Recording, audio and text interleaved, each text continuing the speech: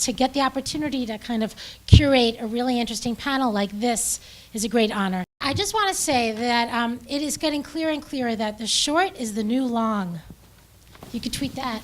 And it's absolutely a really, really important form, and sort of the other space that I think is an incredible space for us to explore and to learn from is the interactive space. And there's no one sort of better that I know right now who is more generous with his thinking, his ideas, and creating spaces for filmmakers to explore and to experiment than Adnaan Wasey at POV. What you just said about me, it needs to be my bio. So if I can get the recording of that, I'm going to just update that. Thank you, Judith, for that. And if you don't know Judith, I don't understand how people live their life without knowing Judith. She just enriches everyone's life like 1,000%. Okay, so we're talking about shorts and short attention spans. And I have a very short attention span, and I've almost lost interest in this panel already. So, but I'm going to try. Here's the thing: the interactive world is great, and video on the web is great. But besides, finding the true purpose of why cats are in this world, there are other things that you can do that are for better reasons. The people we have here are doing things that are very different. So they encompass things like apps, participatory platforms, technology companies, and also interactive video. I actually started my work in radio. I started traveling the country with an organization called StoryCorps and really was rooted in oral history. And then in about 2009, I met my collaborator, Michael Primo, through that work, and we started a project called Housing as a Human Right. And we were inviting people to share stories who were dealing with the sort of most recent housing crisis that was happening around 2008, 2009, and really trying to connect different stories. And so I wanted to start by playing actually an audio clip from Jabir Saluki. He's in Fort Greene, Brooklyn. This old lady, all her furniture is on the front, is sitting up in the on the street. This lady used to take care of me. I'm 51 years old. She's on a fixed income. She couldn't afford it anymore. I do welcome the fact that the block has a facelift now. It's green. It looks livable. You can breathe.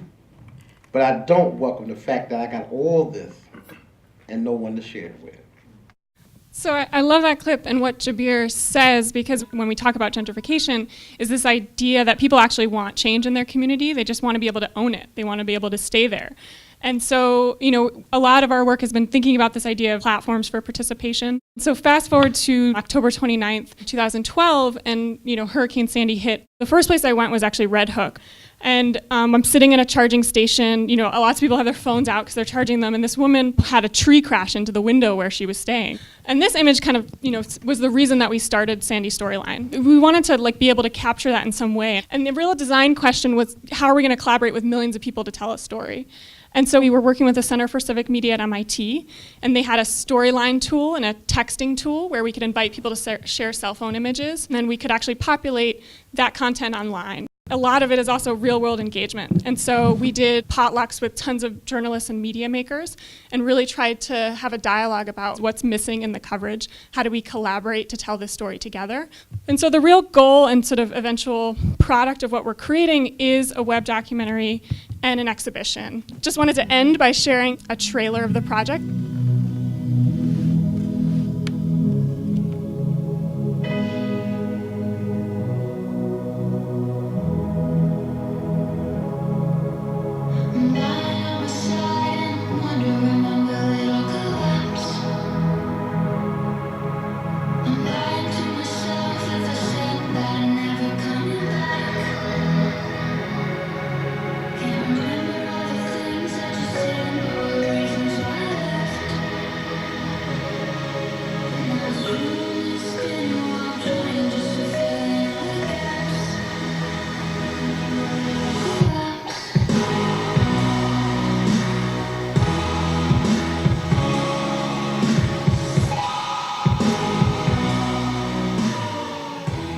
Work in short film, long film, web content, social media, and mobile technology. But the thread that kind of ties all my work together is youth culture, sexuality, and tech. So my first film called The Line that came out in 2009, which feels so long ago, is a film about sexual consent and boundaries. And it was trying to examine rape culture using something very personal but also political. So this is kind of the failing forward moment, which was like figuring out where young people are, what platforms they're engaging with, and how they want to engage in something provocative like this film. So my strategy was to ask the audience about their own line and their own boundaries instead of trying to create a petition to end rape around the world, you know. But what I learned through this process was basically themes and pieces of the film were broken out and used and engaged with in different ways. So the Where Is Your Line stuff was all from in-person screenings, and I visited like 60 plus campuses. I facilitated workshops and conversations like what you all did in person. But then I would document these pieces, put them out on Twitter, compile them, make little videos,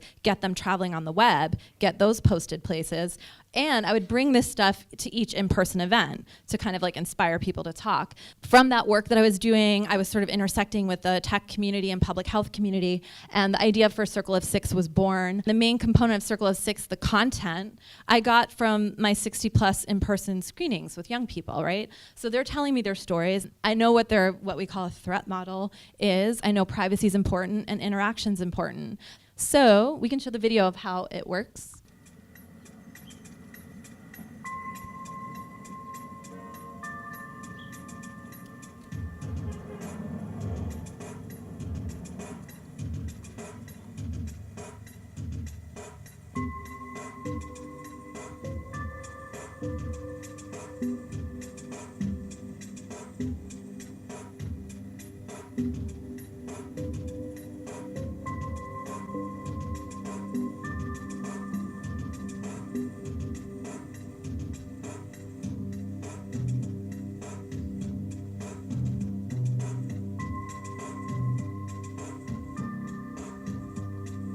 So we launched this 2 years ago, and we were kind of one of the first in the market. Now there's a lot of personal safety apps. So onwards to social media for good, social media for bad, and my next project, which looks at the Steubenville, Ohio gang rape case, which involved teenagers using social media to document and brag about a sexual assault.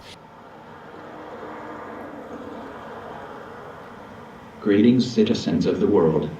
We are anonymous.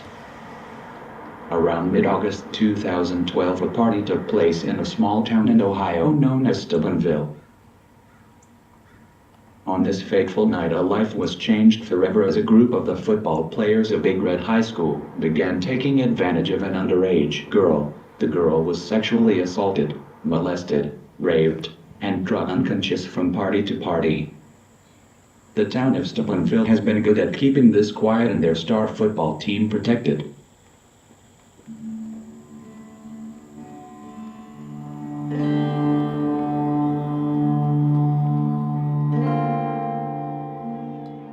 The feature film itself is very complicated, and it's about a small town and the internet colliding with that, and distortion, and real people affected by this crime, and depressed economic conditions. But there's this whole issue of bystanding, right? And like young people who watched it and didn't do anything. Why didn't they interrupt? Why is it hard to do that? How can we reach them? So my target really is teenagers, and mainly teenage boys who are very engaged in gaming. We're building an analog game, which is more of like an in-person, like a whole room will play this. And it's in its early phases, but basically breaking out characters in the story and assigning teams randomly, and having kids, like it's a choose your own adventure, hit forks in the road and have to make tough decisions. Like if you're on the hacker team, should Anonymous release all this information? And when they do, they get the bad guys, but they also get innocent people, because Anonymous is a sloppy little collective, right? So it's about really, engaging in peer pressure, and like I know Malika will talk about this with empathy gaming, but engaging in a game where nobody wins, right? So it's like a different kind of challenge, and asking kids to be in this position where they're uncomfortable and having to walk in other people's shoes. I pretty much accidentally somehow fell into the interactive world, and one of the main ways this happened was through a documentary I'm working on right now, which I'm co-directing with my collaborator David Ossett, called Thank You for Playing, which is an ITVS funded film and will be broadcasting on POV in 2016. And that documentary tells the story of Ryan Green, who's an independent video game developer who's currently building a video game about his son, Joel, who has terminal cancer. And so I guess probably the best way to start would be to show you a little sample of that. What are we talking about today?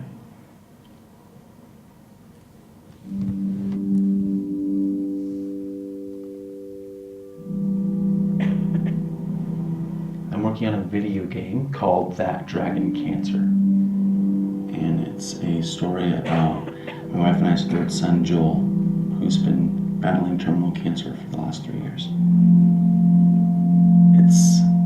It's kind of like a diary.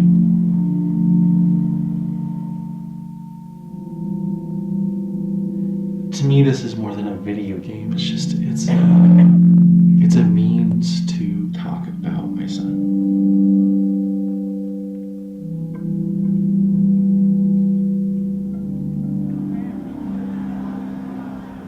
When people think about what a video game is, their first impression is that it's Pac-Man. So it's hard for them to wrap their head around what it is that we're doing. But I think most people wouldn't have a problem with a serious film or a book that talks about tragedy. This will be a kind of an autobiographical game about our life fighting cancer. So, and then that's him. That was taken a couple weeks ago. He's 4.5. So, really great. Thank you.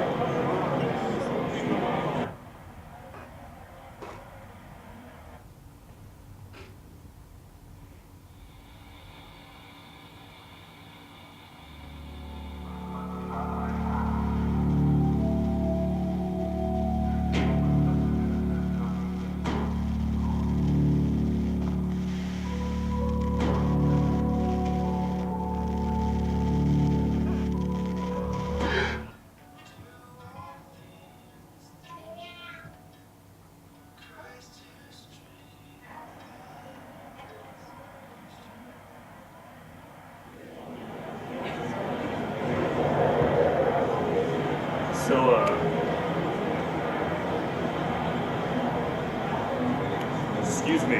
Thank you. Take care. What kind of blew us away when we first heard about Ryan and what he was doing is obviously a form of therapy for him, but it's also essentially it's his paintbrush in the same way that a painter or a poet might express and explore traumatic experience they're going through. He's doing that through a video game, which is an interactive medium, and which, you know, from many of our point of view, is also an interactive documentary, an interactive animated documentary. And as we filmed with him, and as you saw in that teaser, I think one thing we were especially moved by and kind of compelled by was and something Nancy was talking about earlier, was the fact that when people even just play a demo at the video game conferences where he shows this, they're obviously very moved immediately and become very emotional. But crucially, so many people after they've played want to go and talk to Ryan, and often want to talk to him more about what he's been going through.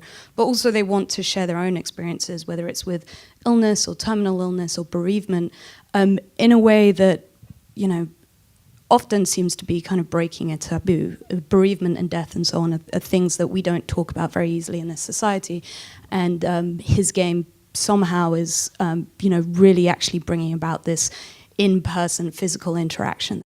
Kind of as a result of this project, we're also working with the New York Times to do a short op-doc piece that will be digital and interactive about the world of empathy gaming in general. And an important thing to note is that there are a number of people doing things like this in the video game world. And so we're hoping to make an interactive digital documentary short with the New York Times that's exploring all these many games in this area. What was the thing that you said, like, yeah, this makes sense, I'm going to do it this way as a storyteller? Well, the idea that people could actually just, when we're like, how can we show how this game works? And it's like, well, how about we let them play it? The last question is, give us a takeaway, each of you. You know, you don't have to say, I'm going to start a project that's going to cost $1 million, but just start with, you know, one little Tumblr site or one little thing or one event that you're going to do around this idea of changing up, maybe. And so that's what I would just say is try something, and you're going to iterate on it anyway.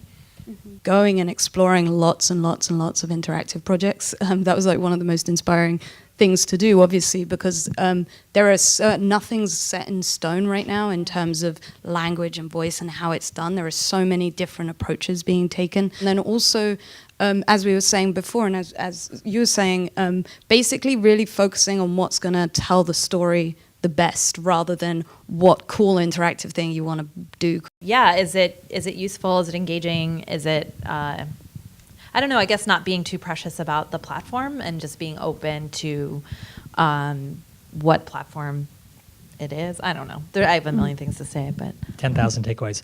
yeah. Proceed with caution. Oh, that's a good one.